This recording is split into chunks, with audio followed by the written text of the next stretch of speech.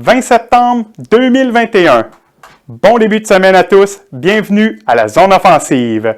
Cette semaine à l'émission, on parle football de la NFL avec Josh Jesse. On fait le tour de la planète soccer avec Freddy Amegavi. Également, la chronique du sport en humour avec Véronique Chevrier. Finalement, mon éditorial hockey. La zone offensive, saison 1, émission 1, c'est parti!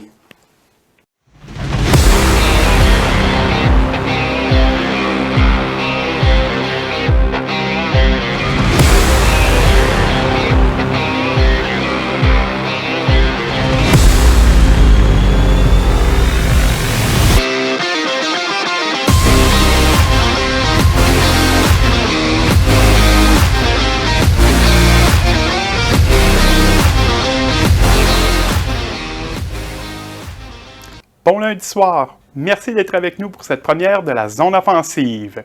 Commençons sans plus tarder.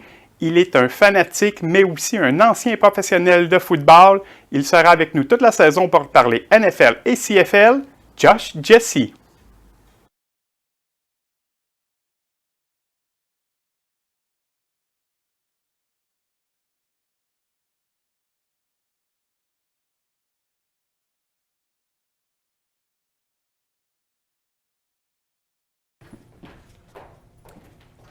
Josh, beaucoup de corps arrière ont sorti très tôt cette année au dernier repêchage de la NFL.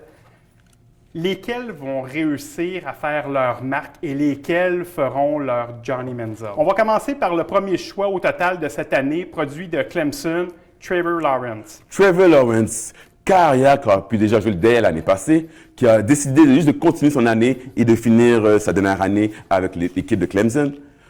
Cette année, Trevor, oui, sorti premier choix, mais quand vous allez vous attendre bien, dans mes top 5, il va pas être dans mon top premier, il risque d'être mon top 3. Donc, je vais laisser François poursuivre. Qu'est-ce qui fait que Trevor Lawrence, pour toi, il reste peut-être un point d'interrogation cette année dans la NFL? La question, c'est que Jacksonville, premièrement, une équipe qui est, tout le monde peut constater, très faible. Malgré les dernières années qui ont pu avoir des gars de choix de première ronde, ont beaucoup de difficultés à avoir des joueurs qui sont vraiment installés. Déjà, qu'on sait bien, être carrière dans la NFL, c'est déjà une énorme job. Donc, Trevor Lawrence, malgré sa réputation, oui, il court vite, oui, il peut courir, il est grand, il a une bonne vision, il fait des passes qui est quasiment dans les mains des receveurs. Mais dans sa dernière partie, dans son premier match, 3 TD, qui est fantastique, mais 3 interceptions. Comme premier match, pour un gars de premier choix, premier pick de l'année, 3 interceptions, je pense que on peut espérer mieux. On peut espérer beaucoup mieux que ça. Repêché au deuxième au total par les Jets de New York, Zach Wilson. Zach Wilson, oui, il a été repêché deuxième tour, le deuxième pick après Trevor Lawrence, mais je crois qu'il a une meilleure opportunité que lui. Il est déjà mieux entouré, meilleur coach que je crois, surtout le coach défensif. Peut-être meilleure équipe aussi que les Jaguars. Meilleure équipe de loin. Mais il y a quand même eu 6 sacs qui ont été lancés vers lui. Donc, je crois que si l'offensive, la ligne offensive puisse le bloquer un petit peu mieux, je crois que Zach Wilson a tout pour devenir un bon carrière. Il court, il lance bien, il est confiant. Tu peux voir que les joueurs des équipes, les receveurs et les running backs le regardent avec confiance, même si c'est une recrue. Il y a déjà une certaine prestance. Exactement. Selon toi, de l'évaluation que tu en fais, on peut voir quel type de corps arrière en Zach Wilson? Mais Zach Wilson, c'est le carrière qui va être capable de lancer de 40 verges, comme c'est ce carrière qui va être capable de juste courir 5 verges pour prendre le first down. Donc, il est très polyvalent. Très polyvalent. Maintenant, les 49ers ont aussi opté pour un corps arrière. On parle de Trey Lance. Trey Lance, que je pensais qu'il aurait dû être le premier repêché. Trey Lance, pour moi... On a déjà ton choix numéro 1? Oui, c'est mon choix numéro 1. Trey Lance a tout pour donner une bonne carrière. Il court super vite, il est grand, il est physique, fort des jambes, il peut distribuer le ballon, il a une prestance. Juste en étant présent, tu peux le voir que tous les joueurs sont derrière lui. Malheureusement, Il est dans une équipe que Jimmy Garoppolo qui est en train de jouer présentement. Est-ce que tu penses, selon toi, qu'il va être capable de le déclasser de sa position de quart partant? Je ne crois pas qu'il va déclasser. Je crois juste qu'on attend que Jimmy fasse une mauvaise game. Parce que présentement, il fait bien. Donc, ça donne la chance à Trey Lance de s'améliorer, de compétitionner dans les pratiques, mais d'être prêt dès que Jimmy prend le banc après un nouveau match. Jimmy de perdre sa place et non à Trey Lance de gagner. Exactement. À vrai dire, on attend juste que Jimmy joue mal. Mais en même temps, ça laisse la possibilité à Trey Lance d'être une meilleure carrière et de jouer sous moins la pression. Parce que comparément à Nick Wilson et Zach Wilson et Trevor Lawrence, eux ont marqué tout de suite. Ils ont déjà l'étiquette de numéro 1. Numéro 1. Donc, c'est pas qu'ils n'ont pas travaillé fort pour l'avoir, mais ils l'ont déjà. Donc, la pression est maintenant. Trey Lance, contrairement à eux, mais on lui donne la chance de s'améliorer et d'apprendre de Jimmy qui fait présentement très, très, très bien. Mais, pour les Niners, on les connaît très bien. Bonne équipe, gros receveur, grosse défensive. Donc, c'est certain, encore une fois, Jacksonville, avec New York Jets, on est conscient que San Francisco, entièrement, c'est une meilleure équipe complète comparément à New York Jets et Jacksonville. Choix numéro 9, Justin Fields. Justin Fields, pour moi, c'est mon choix numéro 2. Il ne joue pas encore, mais il risque de jouer. Pourquoi? Parce que Andy Dalton n'a pas très bien joué à sa première performance. Donc, moi, je crois que laisser Justin Fields jouer donnerait les meilleures chances aux Chicago Bears de gagner et de compétitionner avec toutes les autres équipes. Finalement, est-ce que les Pats ont trouvé leur prochain Tom Brady avec Mac Jones? Fanatique de Tom Brady, je suis content que Mac Jones a abouti avec les Patriots. Pourquoi? C'est pas Carrière qui va courir. C'est pas Carrière qui va chialer après les joueurs, choses comme ça. C'est Carrière qui va être présent, qui va passer le ballon, qui va tout faire pour faire gagner son équipe comme il le faisait quand il jouait avec avec Alabama. Alabama. Donc, c'est un champion, puis il le montre déjà. Oui, ils ont perdu contre les Dolphins, mais c'est un champion. C'est lui qui a accompli 75% de ses passes. C'est Carrière recrue, 75% de tes passes, tu les as complétées. Donc, puis, de toute manière, il est derrière un des grands entraîneurs, chef, Bill Belichick. Donc, j'ai une assurance envers les Patriots. Je suis certain que Mac Jones va tout changer. Les Patriots, présentement, je suis certain qu'ils vont faire les playoffs. Je le dis tout de suite, ils font les playoffs, c'est sûr et certain. Le prochain Tom Brady. Le prochain Tom Brady. Donc, pour conclure, ton top 5 de ces quarts arrière-là. Donc, on connaît ton choix numéro 1, ton choix numéro 2 par la suite. Par la suite, mon choix numéro 3, donc je dirais plus Mac Jones. Mac Jones, pourquoi? Parce qu'il y a une meilleure équipe présentement. Donc, pour les Jets et les Jaguars, qui ont tout à build, ils ont tout à construire pour devenir une équipe de compétition, ça donne beaucoup de pression au carrière. Donc, le carrière, quand il sent qu'il y a beaucoup de pression, il en met plus sur les épaules et ils ont tendance à faire plus d'erreurs et plus de mauvaises décisions. Donc, contrairement à Mac Jones, quand il y a son équipe qui a plus d'expérience, parce qu'ils ont fait gagner plusieurs Super Bowls, même si ce n'est pas Tom Brady, mais c'est une équipe d'expérience. C'est Francisco, une équipe d'expérience. Belichick va pouvoir justement amener à Mac Jones qu'il aura de besoin dans le futur pour devenir un champion. Exactement. Josh, quel match qu'on regarde dans cette semaine 3? Oh, il y a tellement de bons matchs, mais... On commence-tu par Bucks Rams, Brady Stafford? Oh, Brady Rams, 4h30, le match commence. C'est le deuxième match que je veux que le monde regarde, parce que c'est à 4h30. Tom Brady comme Matt Stafford. Matt Stafford, qui sort des Détroit Lions, a été échangé cette année avec les Rams. Tom Brady, champion de la Champions dernièrement du Super Bowl. C'est un match, à vrai dire, c'est un match de Super Bowl. C'est un match de Super Bowl. Pourquoi? Parce que Tom Brady va jouer comme une grosse défensive.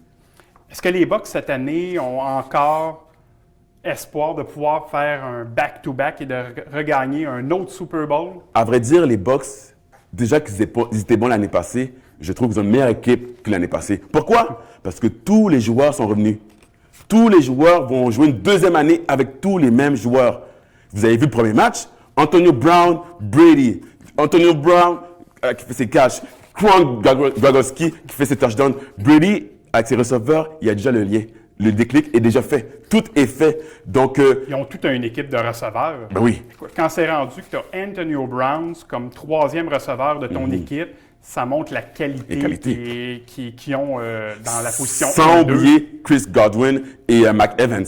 Donc, ils ont tout pour gagner une deuxième fois, c'est sûr et certain. Deuxième match, Deuxième match, c'est le match de 1 heure. Le match de 1 heure, nous avons les Chargers contre les Chiefs. Chargers Chiefs. Patrick Mahomes, on le connaît bien. L'homme du demi-million, pas demi-million, demi-milliard. demi-milliard que je voulais dire. Nous savons que Patrick Mahomes, tout le monde veut le voir jouer. Tout le monde veut voir faire ses beaux jeux, courir. Tout le monde veut voir à quel point il est bon. Mais il est bon. Il est bon pour son jeune âge, il est très bon. Mais il joue contre Justin Herbert, qui l'année passée, recrue, a fait autant de points que Mahomes en offensive. A fait autant de TD. Je pense qu'il a fait à peu près 30 TD. Justin Herbert, présentement, bon, gros carrière pour les Chargers. Je crois qu'il va amener les Chargers encore plus loin qu'ils étaient déjà. Je crois que ça sera un bon match offensif. Donc, pour moi, match offensif, qui va marquer le plus de points? Chargers ou les Chiefs? Mais pour tous les amateurs, je vous garantis, ça sera un match de 30 à 40 points dans les deux côtés. Finalement, est-ce que San Francisco vont envoyer Trey Lance ou Garoppolo contre Aaron Rodgers et les Packers? C'est certain que tout le monde aimerait voir Trey Lance contre Aaron Rodgers. Mais encore une fois, c'est de la pression pour rien.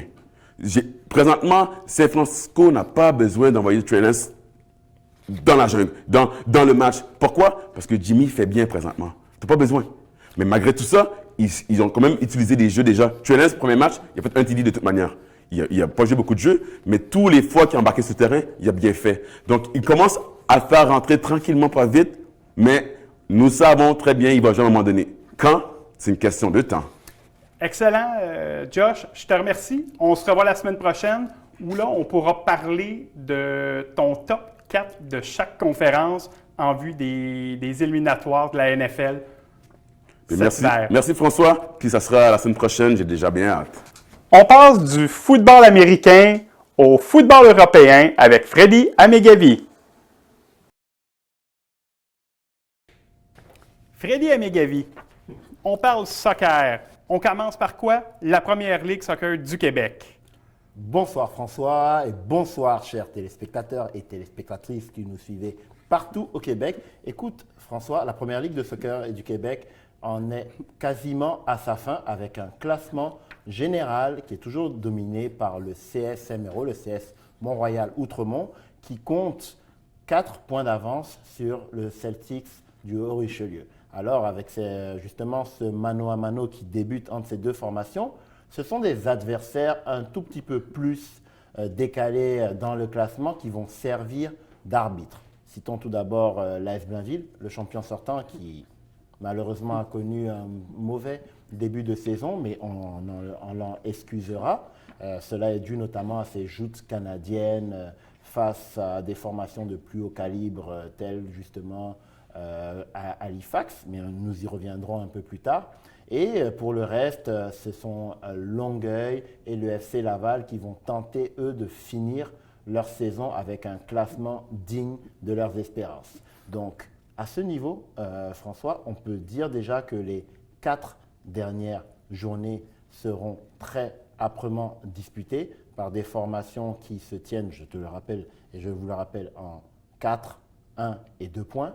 Et donc, d'ici là, tout peut arriver. Un seul bémol, notamment, c'est la disparition de Ottawa South United pour des raisons sanitaires, de déplacement et tout. C'était plus compliqué avec les lois un peu plus restrictives en Ontario. Donc, point d'Ottawa South United, une formation justement que devait affronter dans son calendrier justement l'équipe de tête, le CS Mont-Royal Outremont. Est-ce que ça va être bénéfique pour la fin? On peut déjà dire qu'ils ont la main mise pour le moment. Malgré le fait que tu disais que Blainville ont eu un mauvais début de saison, est-ce qu'ils peuvent encore espérer être les favoris ou qui va être le favori cette année?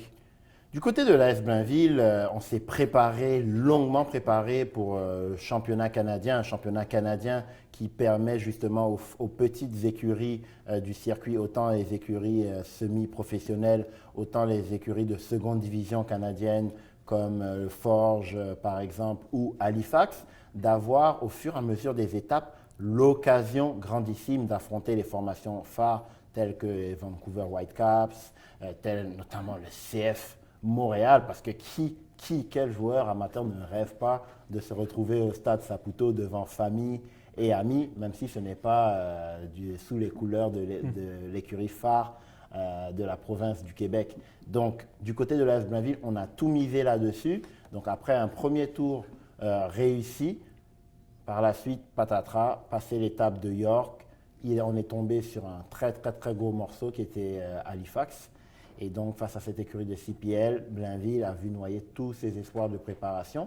Et pendant ce temps, c'est 2 matchs en retard que l'AS Blainville a dans la besace encore. Mais même si ces matchs en retard étaient comblés, il ne faudra pas oublier que des affrontements décisifs vont l'opposer à 2 formations qui la précèdent, à savoir justement le Celtics du Richelieu et le CS MRO. Donc, quand on parle de calendrier et d'années difficiles pour l'AS Blainville, c'en est vraiment une. Et je peux te dire un truc, gros coup de chapeau ou gros coup de crampon, si tu me permets l'expression, si l'AS Blainville parvient à franchir toutes ces étapes pour de nouveau devenir le champion cette saison. Réponse dans 1 mois.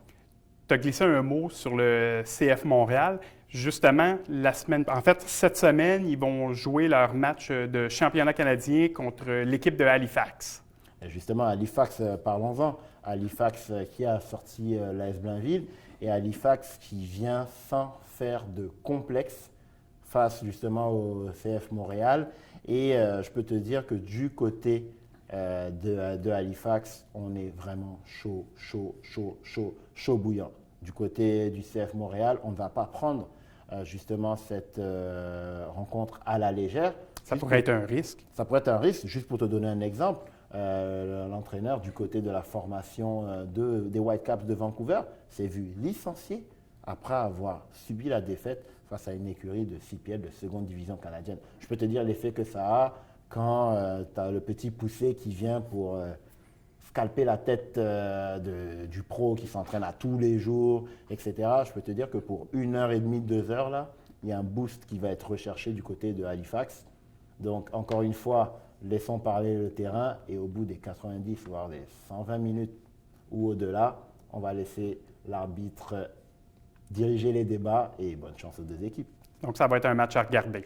Définitivement à regarder, autant pour les amateurs de soccer qui vont essayer là de voir c'est quoi le palier qui sépare un joueur professionnel d'un joueur professionnel. Je ne vais pas dire de seconde zone, mais on parle bien entendu là de différence de salaire monumentale. Une ligue également inférieure exactement. Avec le FC Montréal qui joue en MLS.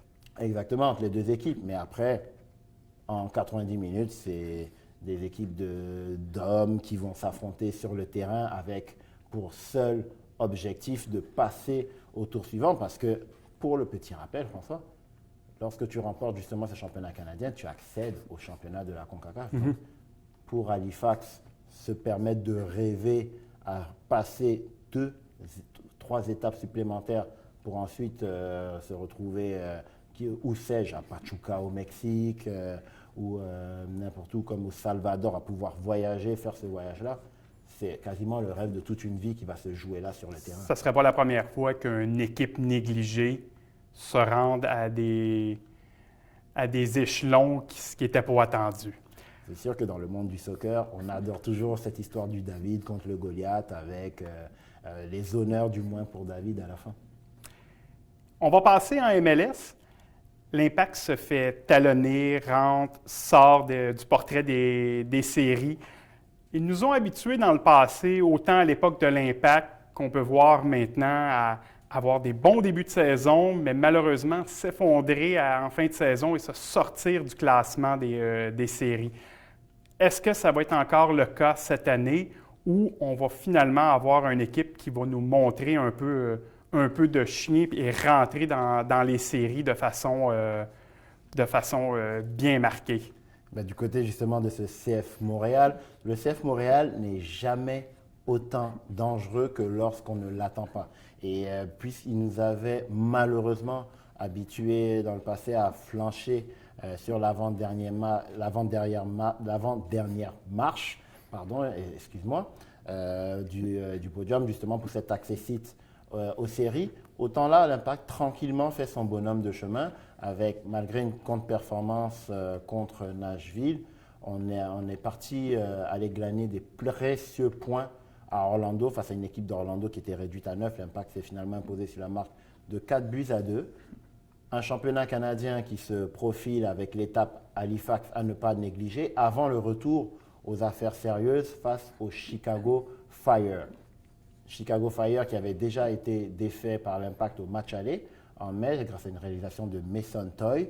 Et pour l'occasion, comme on le dit, c'est vraiment les dernières joutes décisives qu'il ne faut pas manquer du côté de l'Impact et vous pourrez juger par vous-même dans ce classement entre la 6e et la 10e place. 4 points. C'est très serré. Le classement est très, très serré. Et donc, pour une rare fois, l'Impact est dans le rôle du pourchassé parce que derrière lui se profilent Atlanta, l'Inter Miami, Philadelphie et le Columbus Crew. Donc, c'est une véritable course-poursuite maintenant derrière l'Impact. Pardon, je dis derrière l'Impact, le CF Montréal, excuse-moi, on va essayer de perdre les mauvaises habitudes. Et de cette course-poursuite ne peut émerger, selon moi, qu'une équipe qui sortira rodée justement de cette mini-bataille avant d'entamer maintenant justement les joutes éliminatoires. Et à partir de là, chaque match sera du bonus. Mais déjà, le fait d'arriver là-bas, ce sera déjà un grand pas. Une fin de saison qu'il ne faut absolument pas manquer. Écoute, Radi, je te remercie pour ta première chronique avec nous à la zone offensive. On va se revoir assurément à chaque semaine. Merci beaucoup. Merci François.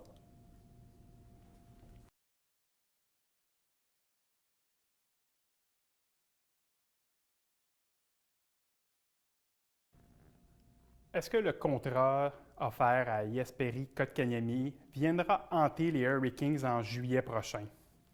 Force est d'admettre que cette équipe pourrait être hypothéquée dans le futur dû à ce contrat.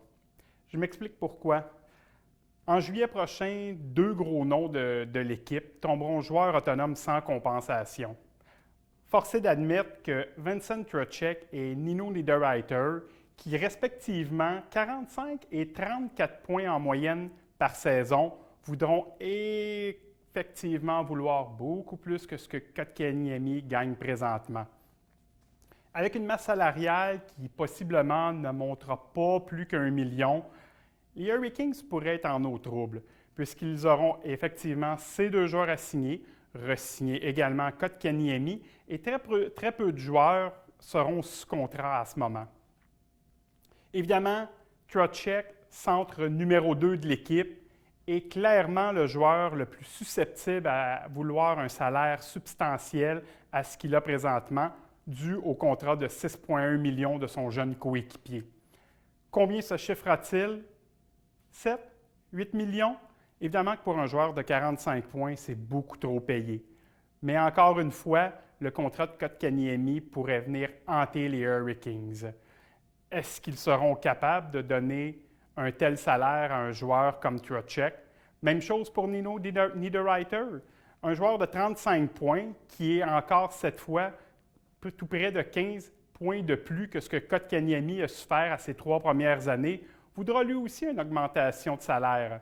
Évidemment, il voudra avoir plus que son jeune coéquipier encore une fois. Est-ce que les Hurricanes pourront se permettre d'avoir 2 joueurs de 45 et de 34 points à des salaires qui pourraient hausser les 7-8 millions?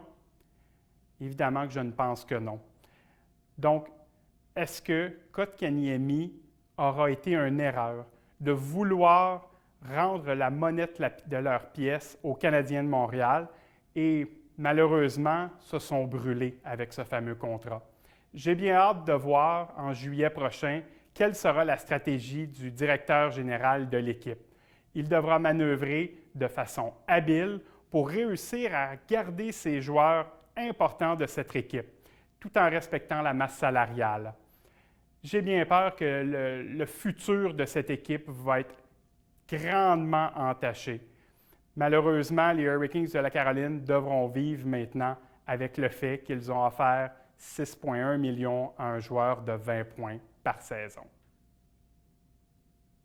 Après avoir parlé de football de la NFL, fait le tour du monde de la planète soccer et parlé hockey, C'est maintenant l'entracte avec la chronique Le sport en humour avec Véronique Chevrier.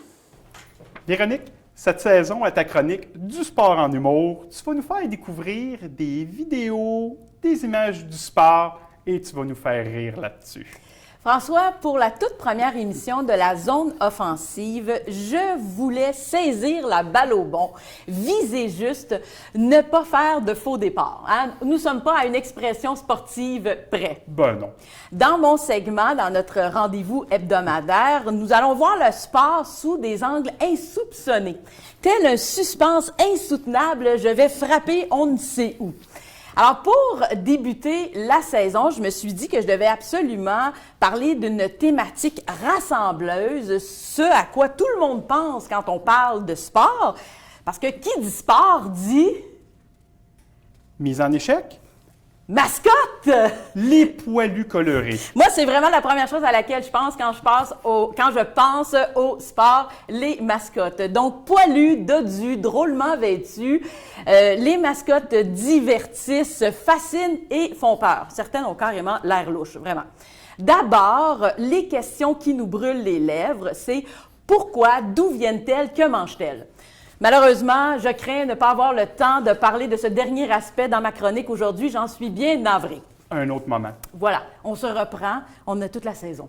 Donc, n'ayant pu consulter d'encyclopédie de la mascotte, j'ai quand même trouvé quelques informations qui vont nous éclairer sur ces peluches ambulantes. Images de marque, symboles, emblèmes des équipes sportives, les mascottes, en fait, en grande partie, servent à divertir les partisans. Ça, en langage clair, ça veut dire meubler le temps quand il y a des temps morts, des retards dans les matchs et vendre des produits dérivés. Pourquoi pas? Oui. Le mot mascotte vient d'ailleurs du provençal mascotto, qui signifie sortilège. Tu vois, quand je disais qu'il y avait quelque chose de louche et de pas clair, là, voire obscur, mais le terme a évolué au fil du temps. Aujourd'hui, une mascotte, c'est vraiment vu comme étant un symbole de chance, un porte-bonheur, une espèce de talisman. Et là, il est difficile de dire avec certitude quelle fut la première mascotte de tous les temps, mais on parle de première manifestation vers la fin des années 1800. Ah, quand même. Oui, et très vite, ce sont les représentations d'animaux qui se sont imposées. Mais là encore, là, des fois, au premier coup d'œil, c'est pas toujours évident de dire que c'était un animal. Alors, ne tardons plus, régalons-nous d'images qui, ma foi, vont nous rester peut-être dans la tête très longtemps. Et peut-être même nous empêcher de dormir. À voir, à voir. Et là, je suis allée recenser quelques mascottes de diverses équipes sportives qui retiennent notre attention, parfois pour des bonnes et des moins bonnes raisons, mais tout est une question de goût. Après tout, qui suis-je pour juger d'un amusement velu?